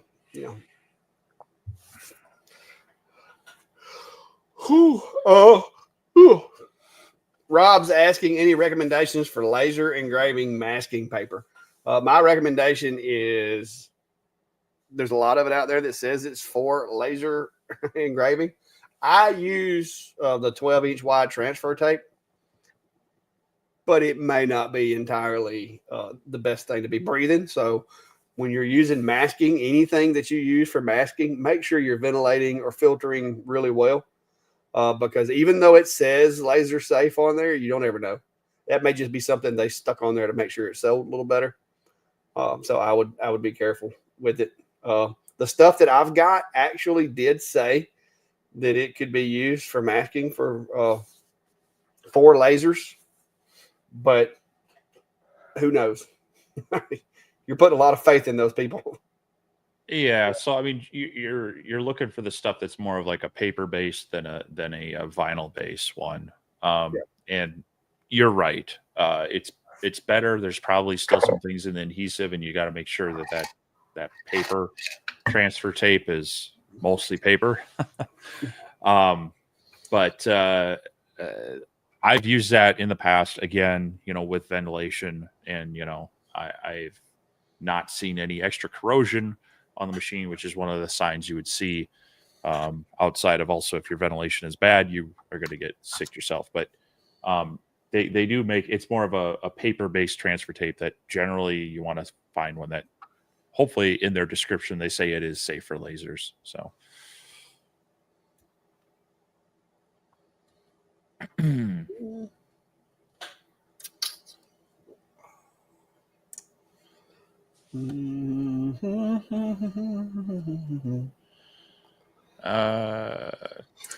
Oh, my bad. Oh, I think we both clicked at one at the same time. Which one did you have? This one. Go ahead with this one.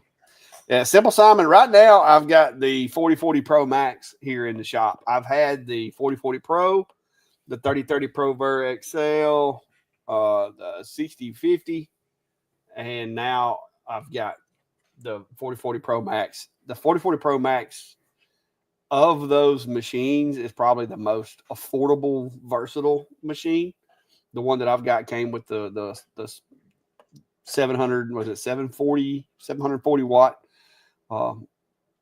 spindle / router, and it does a really good job for the price. It's kind of hard to beat.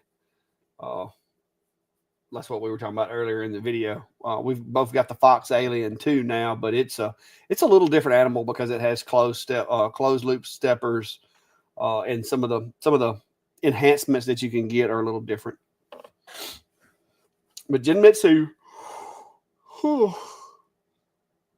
there's a few little things that you can nitpick, like such as the middle support on the bed of the machine. They should have done a little better job. My recommendation would be to get you a little block of wood or something and plane it to the right thickness and kind of put an extra support in the middle of the bed of the 4040, or add another piece of material to stiffen up the spoil board, or do both. But that's one of the few things that they kind of dropped the ball on, in my opinion.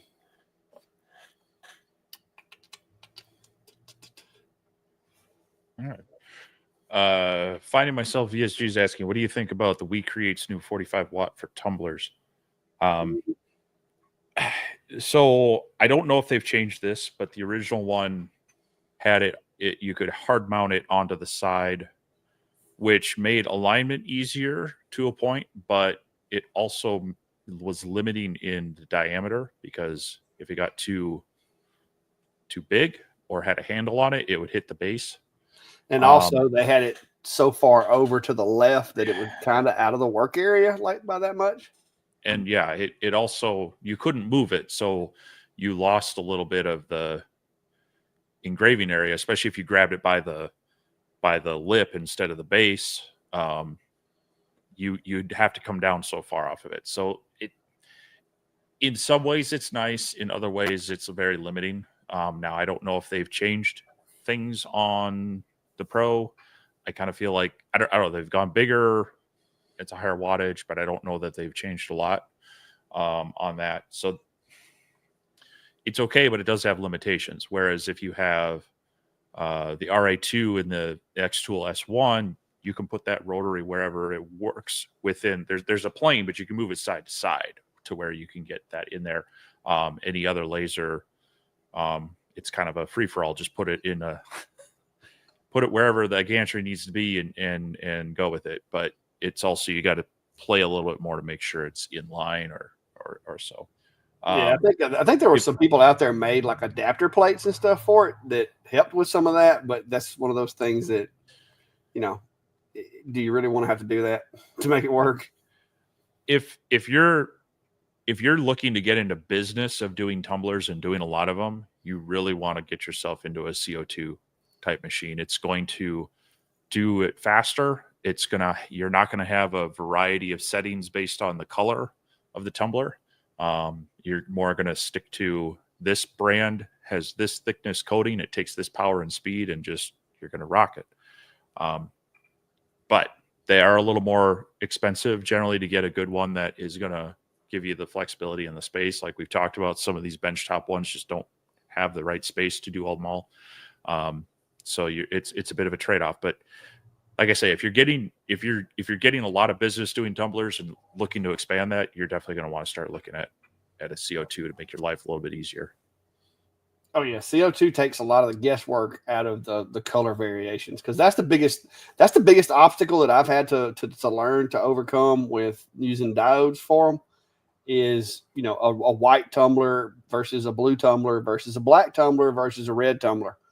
You know, how do you adjust your power settings? Now, like I said, because I've screwed up enough tumblers and I have enough test cups in the building, I do a pretty decent job at it. But life would be so much simpler if I had a CO2 that I could get set up the way that I like for it to be and just knock them out with that. And that's my goal. That is my goal for 2025, is to get me a CO2 machine that I can set tumblers up the right way instead of having to, you know, jerry rig it. That's my goal. And I'm gonna be honest with you, the Monport had potential, but I can't get it to work. Can't get it to work with light burn, and that's just kind of burnt my biscuit. So yeah, that's where I wish I had the. I mean, I'm looking at options for that'll fit into the Reno 45. I really wish I had the 65 to see the working area there, because that could be kind of a hidden gem there. It's fairly inexpensive compared to some of the others. I mean, it's about the same price as the We Create Vision Pro 45, and you get a nice working area, and then, like I say, you may have to lift it up a little bit to do tumblers, and so you might have to build yourself something for it to sit in for that. But that might be a sweet spot for a budget CO2 before you can afford the Thunderbolt or the old. I'm an advocate. I'm an advocate of, if you can make money with a machine, do it. You know, even if it takes you a little longer, or, you know, that's what I've done, and I've made a pretty good run at it so far. Like I said, right now my S1 40 watt that's my tumbler machine. If it's small tumblers, the Rotary does a really good job. But the problem with the Rotary, I've got the original 30 watt Rotary, and the chuck was not made to do the big 40 ounce Stanley handled cups. It just wasn't. And I haven't gotten all the updates and upgrades for the chuck and all that. So, you know, right now, if it's a small, like the standard cups, even the ones up to like this size, I can do them with the Rotary. But I feel better doing them with the S1, because that 40 watt is just a little bit faster than the 30 watt. So I've gotten really comfortable with my S1, and that's really the only reason that S1 is still sitting right there. That's all I use that thing for, is the screen printing stuff and tumblers. So, and that was my thought, was if I could get one of these CO2s to do my tumblers, I could, you know, like clear up some space and maybe even build me another table for a small CO2 or a small CNC or something to go over there. But it's just, it ain't working out right now. So Simple Simon says he got the TTC H80 on Kickstarter, but it won't be here till late June. So I want to get started learning CNC. Isn't that the one that looks like the 150? Isn't that it? It looks like a big 4040 Pro. Yeah. Well, they have the H40. Is the H80 just a bigger version of that? Yeah, I think the H80 is that. I think that's going to be the. Yeah, I think that's, or maybe TTC H40. I don't know that one. Yeah. Well, I know the H40. Their design is more than suspiciously similar to a 150. I mean, well, so is the 4040 Pro. No. I mean, these it's not as bad. No, these parts are like literally scaled down versions of the 150, and I think they are going to get in some trouble for that. You know, the 4040 was grossly inspired by the 150, but these literally are like, take the parts and just shrink them down. And I think my 150 machine is great, but you still gotta make your own stuff. I'm not saying this is gonna be a bad one. I worry about if they get any legal issues with 150 and if anything comes of that. So yeah. Dennis is asking what about the new Rolly diode and Galvo lasers? Dennis, I've seen some stuff on the new machine that Leo and him's working on. It's very interesting. I'm like Steve, like talked about earlier. We like seeing people do new, innovative things with machines, and that's very innovative, and it's pretty cool. I don't know if I've heard I might get to play with one. I don't know, but it is very interesting the way they've got that machine to set up. From a software perspective, there's a lot of moving parts in that software to make all that come together, and it looks like it works really well. So I'm kind of curious to see what it ends up looking like. Yeah, I like the way they're going with that as far as truly doing something new, and I think there's definitely going to be some benefits to the combination of the Galvo for fast engraving, but then being able to switch over to an air assisted cut. I mean, that's the thing with the F1 Ultra, you got a 20-watt blue diode on there, but it's a Galvo, so it's moving around. You don't have air assist, so you've got there's some detriment to that. Also, its size is limited, to the working area. I'm really, really interested in this. I love seeing that innovation.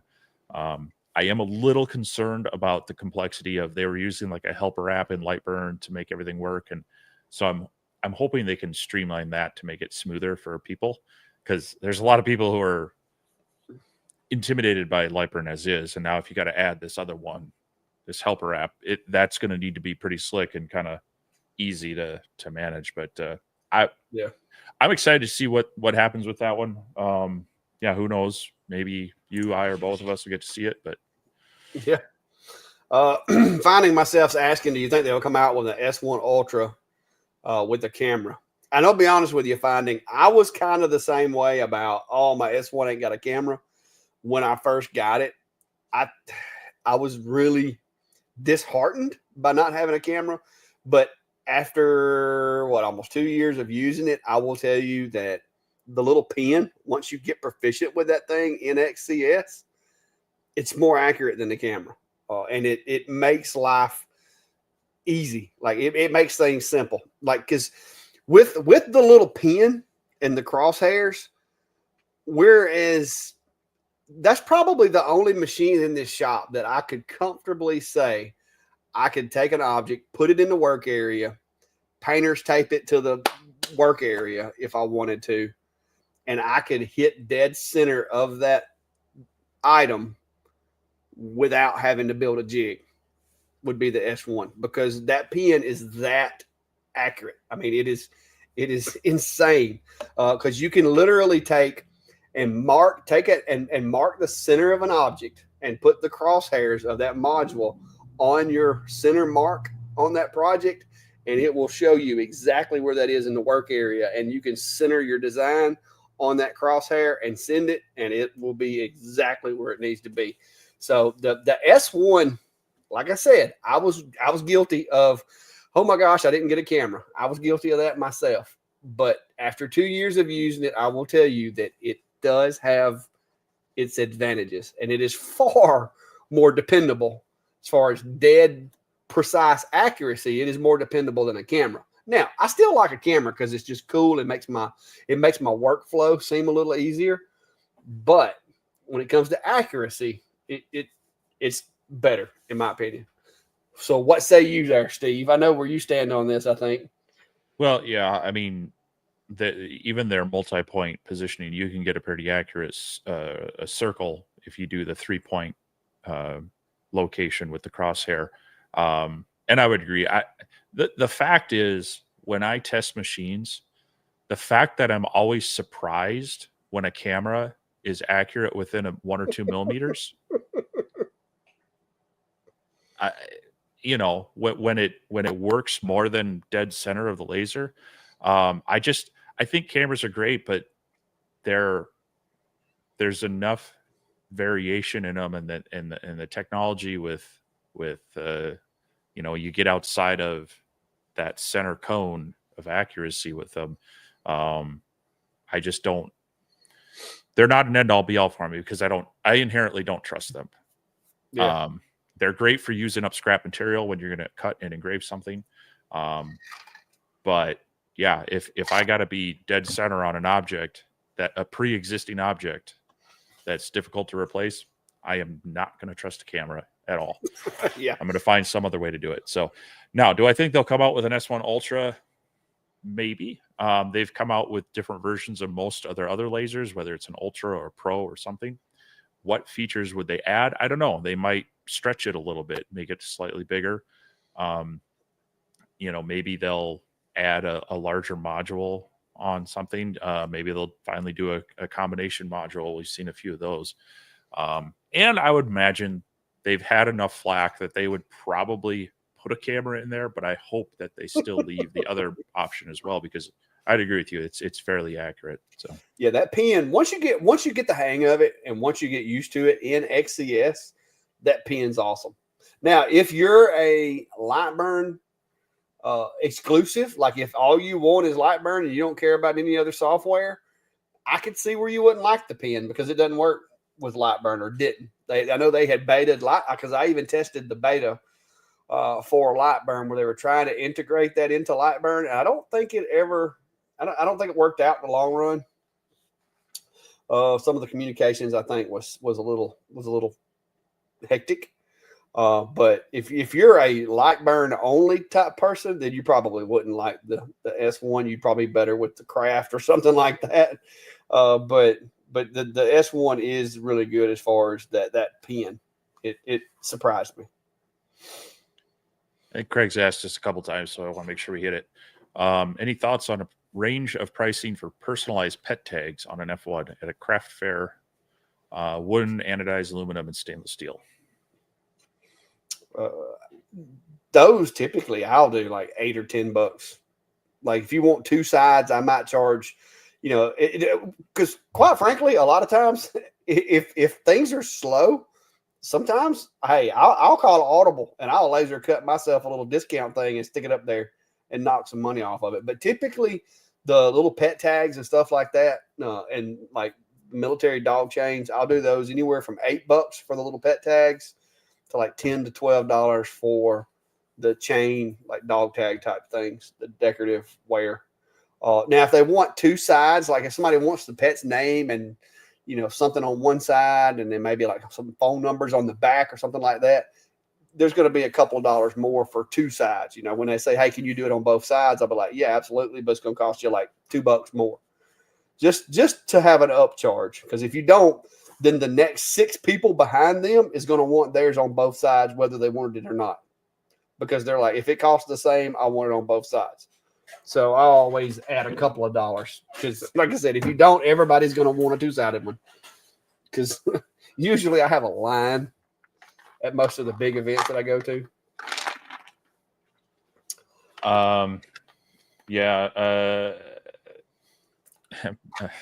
Ryan's got a good point. Go check what the local PetSmart asks for them. I think $10 is a steal. Oh yeah. Compared to that. But I mean, you got to look at your market as well. I would say for most of the ones I've done, you can usually have a bit of a template set up to where if you're just typing in like name and number, it goes pretty quick, and that F1 will engrave it in under a minute. So you're not talking a lot of time there. It's more your materials and in the market. So yeah, generally I'm looking at $10 myself. Yeah, that's why I try to stay around, because some of those pet tags are smaller than others.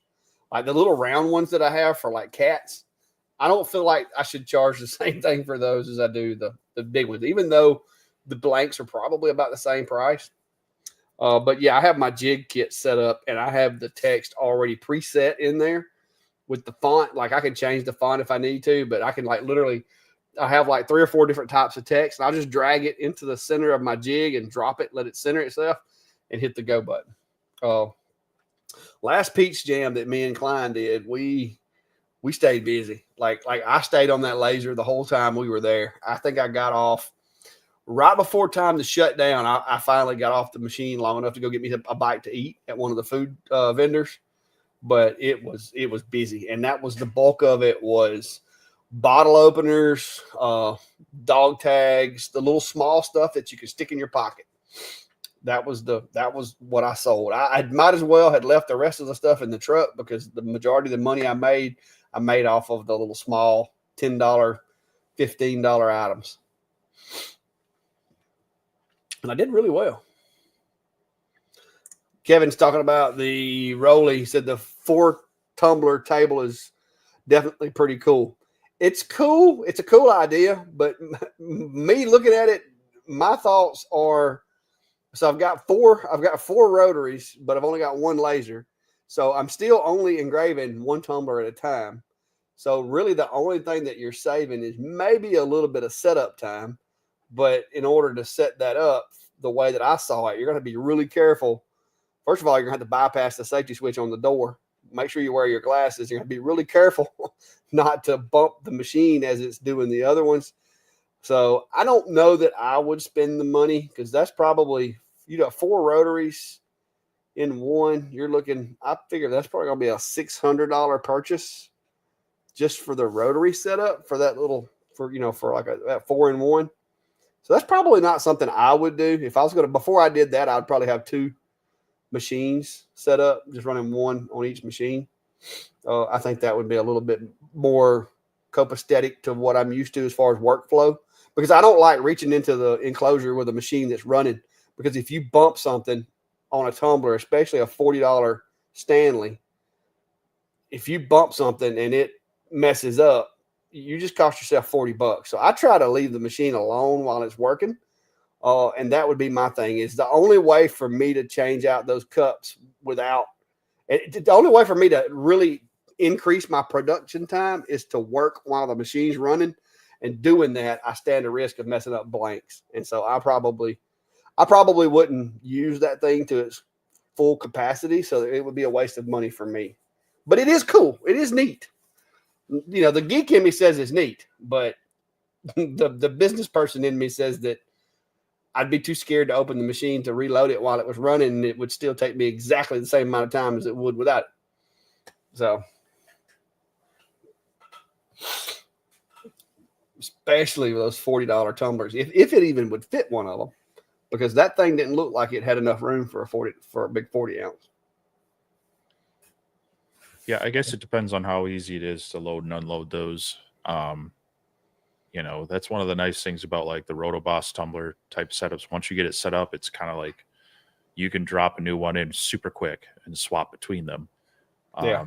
And so that's, if you don't have any downtime between them, like you say, you got one laser moving around to them, you may be saving a little time, but until you bump it.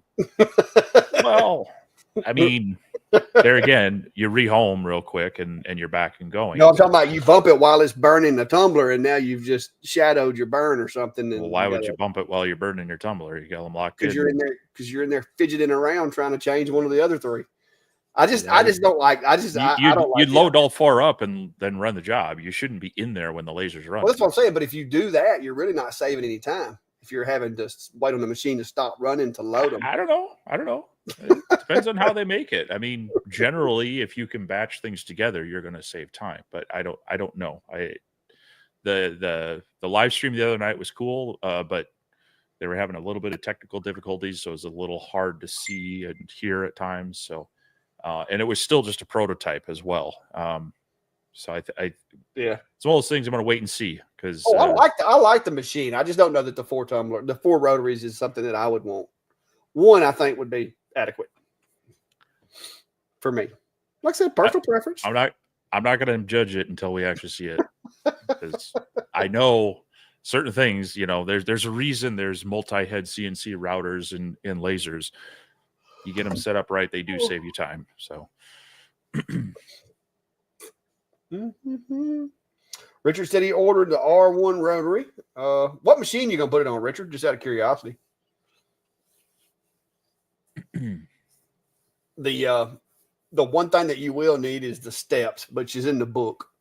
So regardless of what machine you use it on in Lightburn, you got to have the steps per rotation. I laser engrave it to the top of mine. I think it's like 160 if I'm not mistaken, but it'll be, yeah, Comgrow. It'll work. Like I said, all you do is unplug the one of the steppers and plug that cable in there, and it'll work. It comes with a crossover cable. You shouldn't need it with a Comgrow, I don't think. I think the Comgrow works with a standard cable. Yeah, it's a good chuck. Yeah, it should come with 2 different cables as well. So if you have the swapped pins, just got to drop the other one in. So yeah, it'll just run backwards. Well, not always. Sometimes they have different pins, and it might just not run. So yeah, the ones that I've had that I've dealt with, most of the time it'll run backwards unless you swap the cable out. Now I have had a couple of them where it would just sit there and kind of not do nothing. But that was I don't remember what machine that was with. anyway, we rolled over 2 hours. So oh yeah, and I'm tired, so we're not going to be staying too late tonight, guys. So if you got any questions, come on with them. otherwise, check the links below. If you're coming from Clock's channel or my channel and you haven't heard of this other guy on the screen, go check out the other one's channel. I appreciate all the interaction, the likes and the comments and whatnot. That really does help out things. We also have a laser engraving community Facebook group. If you are on Facebook and want to join that, we try to pop things in there a bit and share things. People, there's a lot more sharing amongst the users there than us these days, which is nice. It's been growing. There's also a map down there. Speaking of, I should probably check for any updates on that. If you want to drop your pin on there, there's a form you can fill out. Just drop your screen name, business name, or whatever you want there, and a location that Google Maps can understand. So like city, state in the US usually works. You don't need to put your full address, but that'll get your pin on the map as well. So lots of cool stuff down there. And then, of course, we've got our Facebook pages, our Instagram pages, things like that. If you want to follow us there, sometimes we drop little nuggets out there as well. So always appreciate the support and the follows and helping us make sure that we can continue doing this. Yeah, it's always fun. Lance is asking any impressions on the Mega. I guess you missed it earlier. I've got it. It's mechanically, I like some of the stuff I'm seeing mechanically as far as the way they designed it, the way it's built. It's kind of clean, not a lot of stuff in the way. Mechanically speaking, so far so good. Software, their software it's a lot XCS-ish or WeCreate-ish. So it's definitely derived from, looks like they took that same framework that XCS and WeCreate used, and they've just kind of modified it slightly. It works. I've got the machine to work okay using it. It gets a little buggy from time to time. I know there's going to be software updates. I know there's going to be firmware updates. I'm not trying to beat them up about it. I do, like Steve said, I do kind of get the feeling maybe they're a little ahead of what the schedule should have been with this machine. Maybe there's still some work to be done. It has potential. Work area size, it's bigger than any other CO2 I've had in the shop. Power-wise, seems to be really good. Matter of fact, just as we are here on the live, I'm getting messages from the engineers at Monport because I'm trying to get this machine to work in Lightburn. And I was having a hard time getting the salespeople to understand I needed the G code to tell the thing to measure the material and so forth and so on. And so we've got a little thread going with that now. So I'm not going to be putting out a lot of videos, maybe some shorts or something, just showing it work. But I don't want to judge it until I've gotten its software figured out. But so far it's been a little rocky, but I think they've got a good idea and a good product, like me and Steve talked about. I just think it maybe was a little premature. Like it was born a few months early. So I'm going to try to work with them to get it going because it does have potential. It's a 70-watt CO2. It has plenty of cutting power. Like this thing's cutting 1/8 inch basswood at like 35 millimeters a second and getting nice clean cuts. Like this stuff right here, like I'm cutting this stuff at like 30, 35 millimeters a second. And as you can see, it's not scorching. It's got that nice caramelized look that everybody likes. But there's still some room for improvement. So, but I'll let you guys know as soon as I come up with something. As soon as I get it worked out enough, I'll probably try to drop out at least a preliminary video on where they're at with it. But as of right now, give it a little bit. Let's wait around and see how it goes.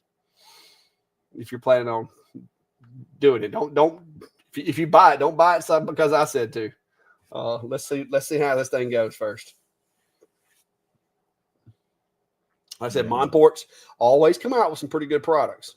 So I'm just having faith in the fact that we're just having to work through some bugs. Cool. All right. Oh, like I said, go join the laser engraving community, guys. Hit that map if you want to join that. There will be some traveling hopefully coming up here in about 185 days, and that way I know where you guys are, so we can stop and like say hello, have some wings or something. But anyway, guys, anything else, Steve, before we go? Nope, I'm ready to get out of this chair. Yeah, I'm ready to go. I'm ready to go ice my back. I overdid it today, the yard. So until next time, guys, y'all be good, and we'll see you next Sunday. See you, everyone.